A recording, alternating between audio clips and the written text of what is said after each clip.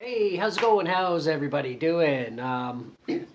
Just gonna continue on with my little segment I've been starting called Tales from the Kitchen.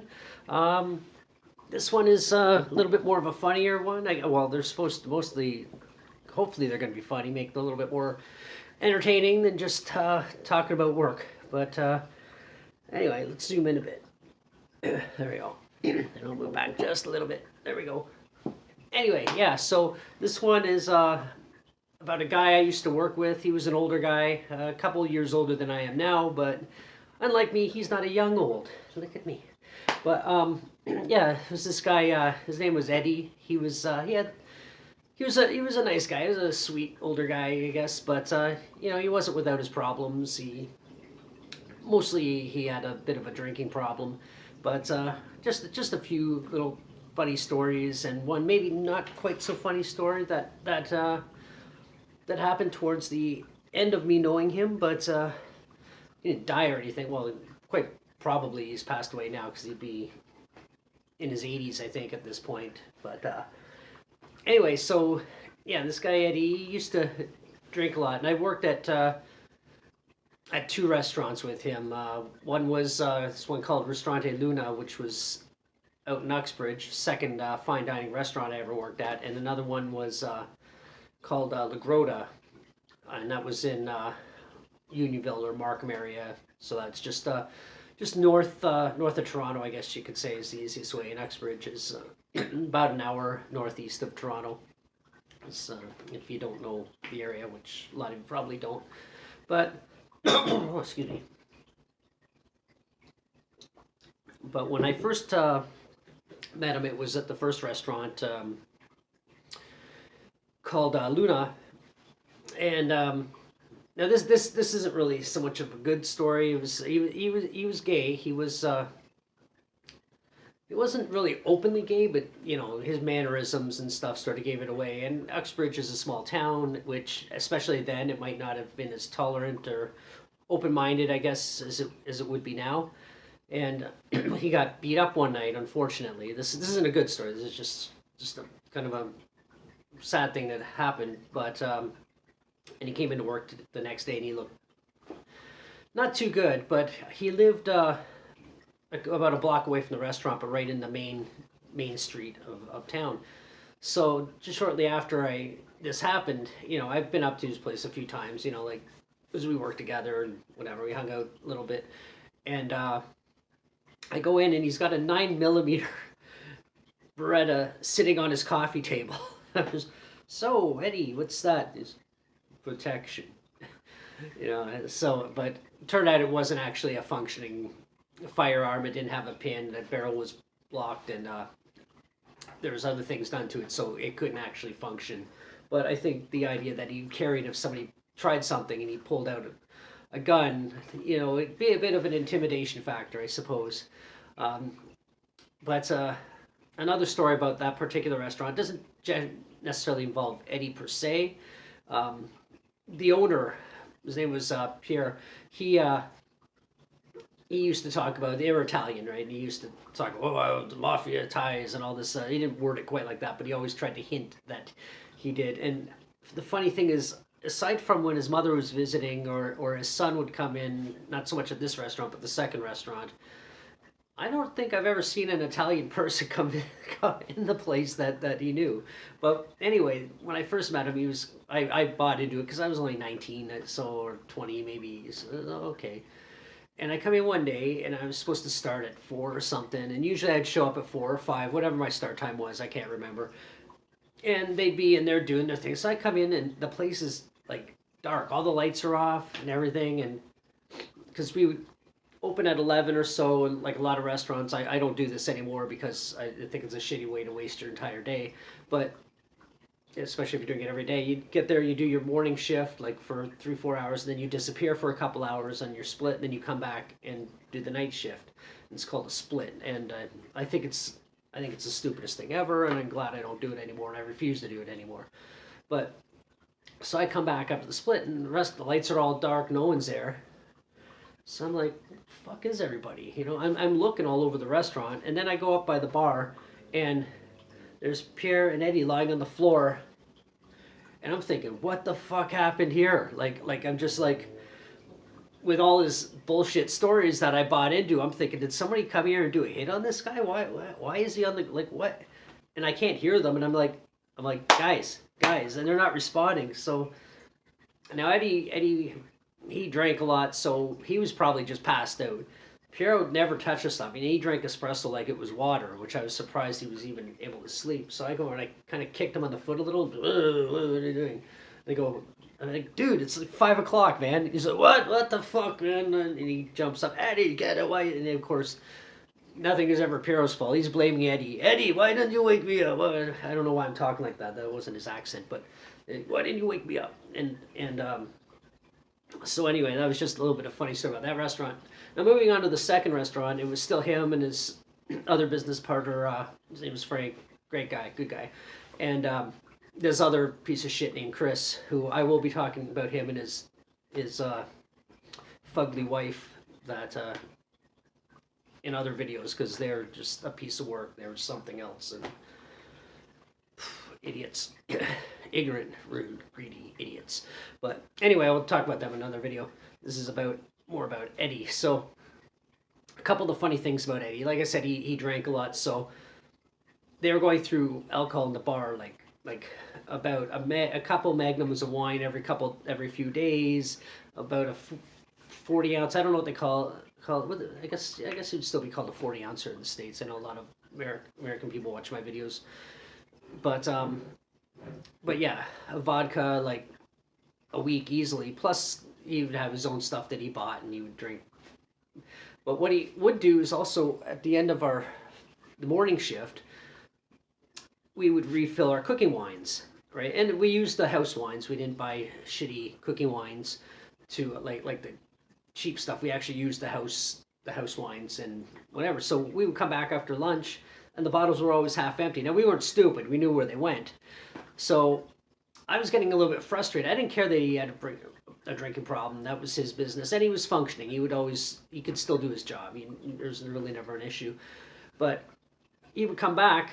I'd come back and the bottles are half empty. They were just standard wine bottles. They weren't like Magnums or any big ones. But still, that's a bottle of wine he's drinking.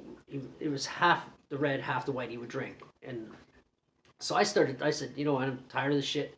I started salting the wines. I said pre-salting it, because we salted the food anyway when we were cooking it. So I salted the wine just enough to make it not drinkable. So I come back one time after the first time I did it, and the wines are still full. And Eddie walks right up to me. He goes, "Roy, you do something to the wine." And I'm like, "Oh yeah, man, we're pre-salting it now to save some time later." And he looks right in the eye. He's like, "Don't do that no more." Of course, I kept doing it. I didn't care, because like you're wasting wine. You're gonna steal from the bar. No one's here anyway, so just whatever. But and just one other funny thing. Another funny thing he did is I think it was Valentine's Day or Mother's Day or something, and he. Of course, he had a lot to drink, and if you know the restaurant industry, Mother's Day and Valentine's Day are the two busiest days of the year, and especially in fine dining. Where I work now, not so much. It's a pub, so it's a little bit of a different crowd, but then St. Patrick's Day and New Year's Eve are the busy days for me now. But anyway, so a woman coming, she was a larger woman. I don't body shame. I got a belly. I'm not trying to put anybody down, but she was a heavy set woman, and I'll get to that in a minute. But when she first came in, now to come in the restaurant, you had to go down a flight of stairs, a rather large flight of stairs, hit a landing, go down another smaller flight of stairs, and then you turn, and then there's a single step into the dining room. I don't know who designed it like that, but that's just the way it was. So she was being kind of rude to people, very uppity, and this was Unionville, so it's kind of a richy area anyway, and so there was a server there. I remember his name was Ted. He was a good guy. He was an alright guy. We got along pretty good for the most part. And so he says, "Watch your step." And she kind of snubbed him apparently. And then she got to the step and didn't listen to him say, watch the step, and she fell down the step. And now suddenly, oh, I'm the victim. And it's like, you were clearly told. So the whole time she's dining there in a busy restaurant full of like probably, I think inside we sat about 65 people, 70 people, plus another 40 on the patio. But it might have been, if it was Valentine's Day, which I think it was Mother's Day now that I think about it, but it still might have been too chilly for the patio. But anyway, that's not important. There's all, the restaurant's full. So, but she's being demanding. I want this, I want this, I want this. And she's just bossing everybody around. Just being a big princess. So Eddie, who didn't really take a lot of shit from customers because he'd been doing it for years and years, and he had that no fucks given. He was polite, but if you're rude to him, he's not gonna kiss your ass and like you would expect him to. So at one point near the end, she goes, "Excuse me." He's busy with someone else. She's like, "Excuse me, excuse me, excuse me." Like, just say it. And he's like, "Wait, wait, wait." And then finally he turns around. She goes, "Can I see a dessert menu?" And without missing a beat, he looks at her. And keep in mind, she was a heavier set woman. Without missing a beat, looks at her and he goes, "Ma'am, I think you've seen enough desserts." Now, again, I don't body shame anybody. You know, if you're big, you're big. You're small. You know, everybody comes in different shapes and sizes, and then everyone's equal, and I love everybody. I don't care, big, small. Everybody's beautiful in their way, you know. So I'm not making fun of her for her because she was heavy. It's just his response, the fact that he just said it so bluntly without even any care in the world, and just walked into the kitchen. Of course, she complained, and he got into a little bit of trouble. But he'd been friends with the owner, the Piero, the Italian owner, since they were kids apparently. So there's a little bit of leniency there, to a point, which I'm going to get to the final Eddie story about. I think that ended, which probably terminated the friendship. But anyway, so that happened, and then I can't remember exactly what happened. I mean, it's a private restaurant. You're not getting written up or anything like that. He just probably got in shit. And then later on, as time passed, they probably got a bit of a laugh out of it. But the last thing, he had been warned. His alcoholism was making him very clumsy at the end. And again, he was a sweet guy, but yeah, his drinking just started to get a little bit out of control, I think. And Piero, they called each other brother-in-law and stuff, and but they weren't actually, there was no relationship in that sense. They weren't married to anybody, or they just knew each other. But anyway, he got caught drinking too many times, and Piero said, "Look, enough is enough." Probably not as polite as this, because Piero was not a polite person when he was pissed off, and said, "If you don't stop drinking, I'm going to fire you. That's it." And he actually lived at Piero's house too, like in his basement or something. But so one day, Piero walks in. Now talk about the layout of the restaurant. When you walk in the front door and you go down the stairs, at the bottom of the stairs, you can see right behind the bar. That's where the bar area was, like just the actual bar. It was a working bar. You couldn't actually sit at the bar. It wasn't that kind of a setup. And then on the other side of the bar, when you're downstairs, the patio was here. So the stairs go here, bar's here, patio's over here. And there was one door that opened up from the patio right behind the bar. That was for staff only. And then there was French doors, 2 sets of French doors that actually led into the restaurant. So Eddie, apparently, grabbed a Magnum of wine while the restaurant's in business and anybody could walk down the stairs, took the Magnum of wine and started just guzzling it behind the bar. And just as he's doing it, Pierangelo happens to open up the door, the staff door, and just sees Eddie and just looks at him and he's literally, and you got to think, this is a Magnum of wine, not just a standard, like whatever they are, 750 milliliter bottle of wine. This was like a 1.5 liter bottle of wine, and he's like just glug glug glug glug glug. And then nothing was said really to him that night, but from what I understand, they were driving home back to wherever they live. I can't remember where they live, but driving back home. Now, Piero had a Porsche, and he drove the thing fast, because I'd been in the car with him a few times, and he just didn't care. So he's on the highway apparently.